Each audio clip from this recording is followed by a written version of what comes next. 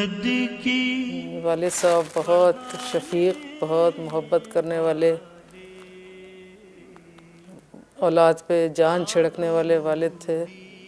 اور کبھی بھی کسی بھی موقع پہ انہوں نے ایسا نہیں ہوا کہ جیسے دوسرے باپ مارتے ہیں، پیٹتے ہیں بچوں کو، جھڑکتے ہیں، اپنا غصہ بچوں پہ نکالتے ہیں، باہر کا غصہ بچوں پہ نکالتے ہیں، ایسا کبھی نہیں ہوا۔ بہت شفیق باپ تھے۔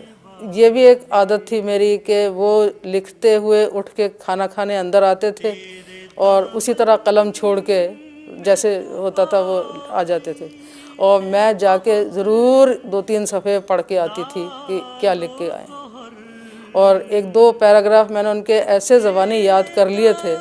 کہ وہ ایک دفعہ میں نے انہیں سنائے تو وہ حیران رہ گئے، اور انہوں نے کہا اس کی ہوا تمہیں کہاں سے لگ گئی، یہ تو میں نے ابھی لکھا، یہ تو چھپا بھی نہیں۔ تو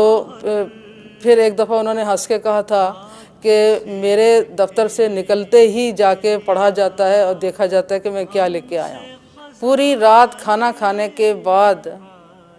لکھتے تھے، اور صبح فجر تک لکھتے تھے۔ بیچ میں اٹھ کے اکثر گھر کا چکر لگاتے تھے، ایک سب بچوں پہ نظر رکھتے تھے، اور کسی کی رضائی اتری ہوتی تھی اسے اڑا دیتے تھے اور دروازے چیک کر لیتے تھے، لیکن بالعموم عشاء کی نماز کے بعد کھانا کھا کے اور پھر وہ صبح تک فجر تک لکھتے تھے۔ فجر کی نماز پڑھ کے لیٹتے تھے، اور 8 بجے پھر لکھنے کی میز پہ موجود ہوتے تھے۔ یہ اس میں کبھی ہم نے کوئی فرق نہیں دیکھا۔ اور آخر عمر میں جب بہت جوڑوں کی تکلیف ہوئی تو انہوں نے یہی بات کہی کہ اب میری ہڈیاں مجھ سے انتقام لے رہی ہیں، اب میرا جسم مجھ سے بدلہ لے رہا ہے۔ میں ساری رات جاگتا تھا، میری آنکھیں سونا چاہتی تھیں اور میں انہیں جگائے رکھتا تھا، میری ہڈیاں آرام کرنا چاہتی تھیں، میرا جسم، میری کمر آرام کرنا چاہتی تھی، اور میں بیٹھا لکھتا رہتا تھا، اور اب یہ آنکھیں مجھ سے انتقام لے رہی ہیں، میں سونا چاہتا ہوں اور ان کو جاگنے کی عادت پڑ گئی ہے، میرا دماغ مجھ سے بدلہ لے رہا ہے،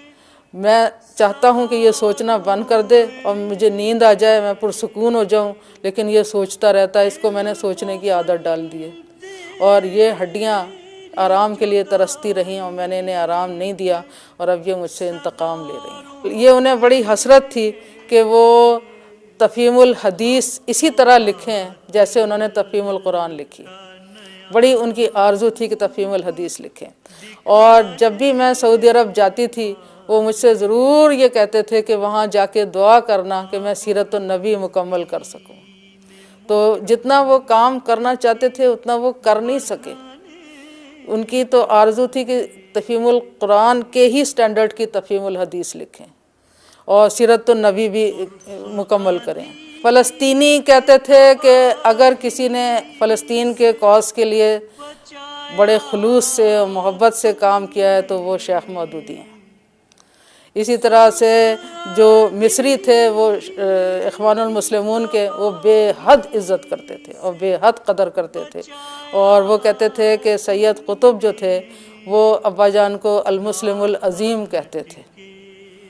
اور انہوں نے اپنی کتابوں میں بھی کئی جگہ ابا جان کا حوالہ دیا ہے المسلم العظیم کے نام سے۔ تو اور اسی طرح سے جو شامی تھے وہ بے حد عزت کرتے تھے، اور شامی یہ کہتے تھے کہ مجھ سے کہتے تھے رفع اللہ رأسہ، اللہ تعالیٰ نے ان کو سربلند کیا، ان کو عزت بخشی ہے۔ اور شامیوں نے مجھے کہا کہ ایک بار تم دمشق آ کے تو دیکھو کہ تمہارے باپ کو اللہ تعالیٰ نے کیا مقام دیا ہے۔ تب جا کے مجھے پہلی بار پتہ چلا کہ میرے والد کا کیا مقام ہے۔ وہ علم کا سمندر تھے، ان کی 1 گھنٹے کی یا آدھے گھنٹے کی بات چیت سن کے ہم لوگوں کو وہ علم حاصل ہو جاتا تھا جو لوگوں کو ساری رات کتابیں پڑھ کے بھی نہیں حاصل ہوتا۔ یہی وجہ ہے کہ ایک ہی سال میں میرے بڑے بھائی نے اور میں نے اکٹھے ہم نے امتحان پاس کیے تھے۔ میں نے ایم اے انگلش کیا تھا اور میرے بھائی جو مجھ سے 1 سال بڑے ہیں انہوں نے MBBS کیا تھا۔ اور جب ہم بہت ہم نے چھلانگیں لگائیں اور اچھلے اور کودے کہ ہم پاس ہو گئے اور ہم یہ ہو گئے ہم وہ ہو گئے. تو اس وقت ہماری اماں جان نے کہا تھا کہ آدمیت چیز ہے کچھ، علم ہے کچھ اور شے، لاکھ طوطے کو پڑھایا پر وہ حیواں ہی رہا. تو ہمیں بڑا افسوس ہوا اور ہم نے یہ کہا کہ ہماری تو قدر ہی نہیں ہوئی، ہماری تو عزت ہی نہیں ہوئی. تو ہماری والدہ کہنے لگیں کہ یہ جو 2-4 کتابیں رٹے لگا کے جو امتحان پاس کر لیے جاتے ہیں اور ڈگریاں حاصل کی جاتی ہیں، ان کی کوئی حیثیت نہیں ہے. یہ گھر ایک ایسے عالم دین کا ہے کہ ان جیسے صدی میں 2-4 پیدا ہوتے ہیں. آبرو دین محمد کی